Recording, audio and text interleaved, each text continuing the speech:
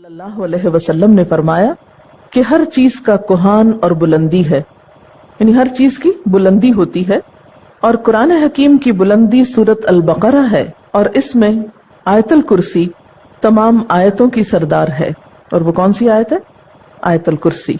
हजरत उबई इब्न काब से रिवायत है कि नबी सल्लल्लाहु अलैहि वसल्लम ने फरमाया, ए अबुल मुंदिर, अल्लाह की किताब में तुम्हारे पास सबसे अफसल आयत कौन सी है? अर्ज किया, अल्लाह और उसका रसूल खूब जानता है।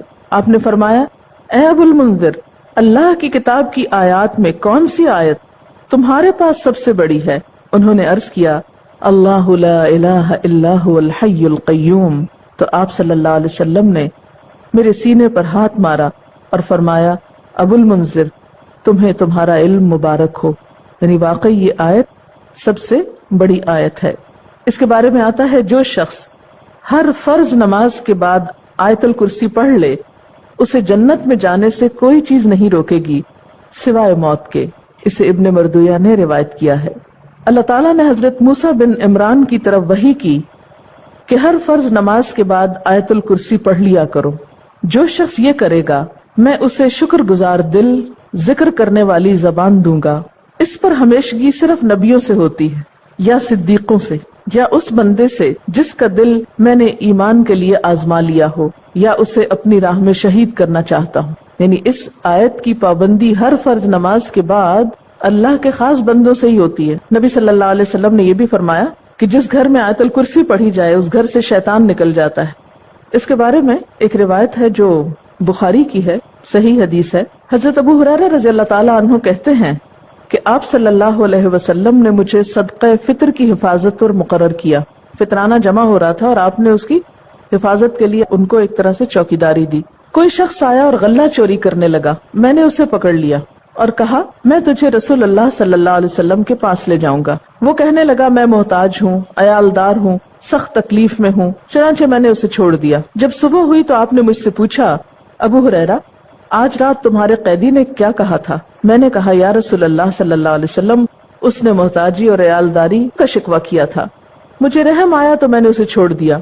आपने फरमाया, ध्यान रखना, वो झूठा है, वो फिर तुम्हारे पास आएगा। चुनांचे अगली रात वो फिर आया और गल्ला उठाने लगा। मैंने उसे पकड़ लिया और कहा, आज तो जरूर मैं तुम्हें नबी सल्लल्लाहु अलैहि वसल्लम के पास ले जाऊंगा। वो कहने लगा, मुझे छोड़ दो, मैं मोहताज हूँ, अयालदार हूँ, आइंदा नहीं आऊंगा।